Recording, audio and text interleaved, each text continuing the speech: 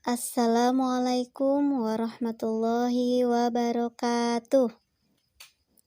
Apa kabarnya anak soleh? Semoga semuanya sehat-sehat semua ya. Oke, baiklah.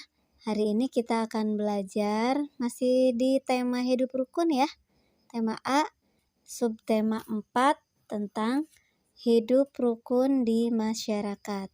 Nah, kali ini yang akan kita pelajari muatannya yaitu tentang PKN. Adapun tujuan pembelajaran kita kali ini yaitu untuk mengetahui contoh-contoh pengamalan Pancasila dan dapat menerapkannya dalam kehidupan masyarakat. Oke, anak soleh, ada banyak sekali contoh-contoh penerapan Pancasila di masyarakat ya. Nah, sekarang akan kita lihat satu-satu contohnya. Yang pertama ada contoh penerapan atau pengamalan Pancasila sila yang pertama. Contohnya yaitu menghormati kebebasan menjalankan ibadah. Nah, bagi kalian yang memiliki teman yang berbeda agama, ketika mereka akan melakukan ibadah, maka kita wajib untuk menghormatinya. Kita tidak boleh ganggu ya, karena kita pun pasti tidak suka ketika kita beribadah, kita diganggu oleh orang lain. Maka kita harus saling menghormati. Yang kedua, contoh pengamalan Pancasila yang kedua, yaitu memberi pertolongan kepada sesama warga. Nah, jika di lingkungan kita ada tetangga kita yang membutuhkan pertolongan, maka kita harus menolongnya.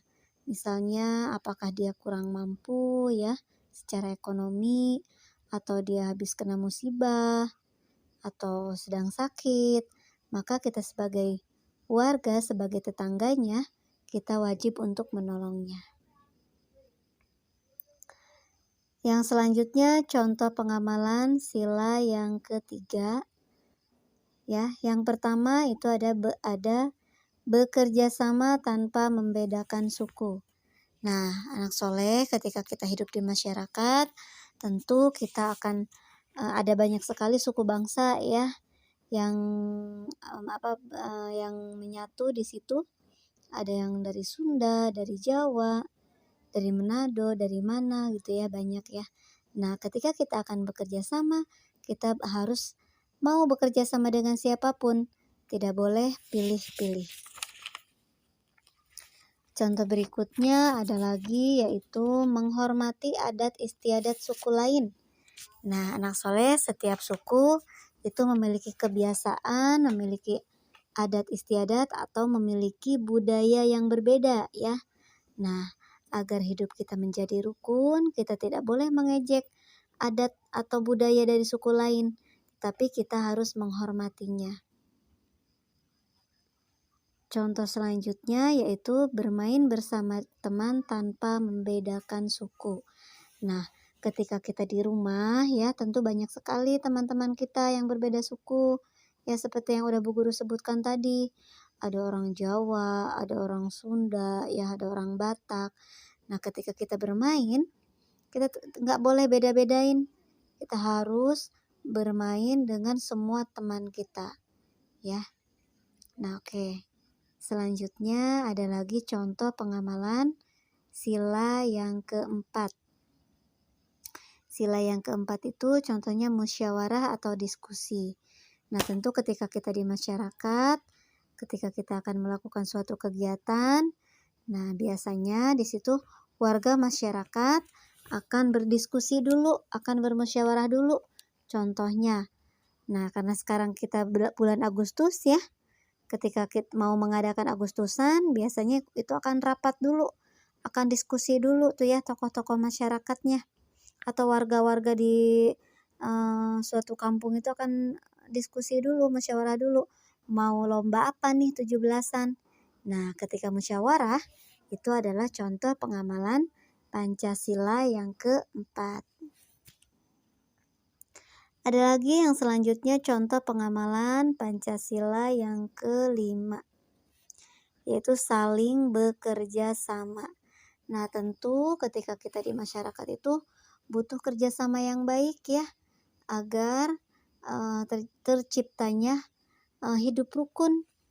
Nah, kalau kita saling berbeda pendapat terus atau berantem, nah itu akan menimbulkan ketidaknyamanan ya dalam kehidupan kita di masyarakat.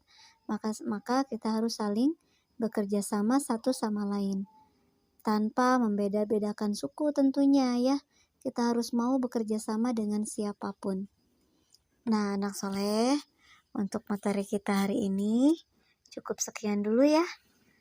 Nah, semoga setelah kita mengetahui contoh-contohnya, kita juga dapat menerapkannya di masyarakat, di rumah kita ya, tempat kita bermain dengan teman-teman kita. Jadi tidak hanya sekedar tahu, tapi kita juga bisa mempraktekannya dalam kehidupan sehari-hari. Baiklah anak soleh, insya Allah nanti kita bertemu lagi di materi yang selanjutnya ya. Semoga kalian bisa, atau kita semua ya, kalian, bu guru juga, orang tua kita juga, kita semuanya bisa menerapkan, bisa mengamalkan Pancasila dalam kehidupan kita. Sekian dari Bu Guru, terima kasih. Assalamualaikum warahmatullahi wabarakatuh.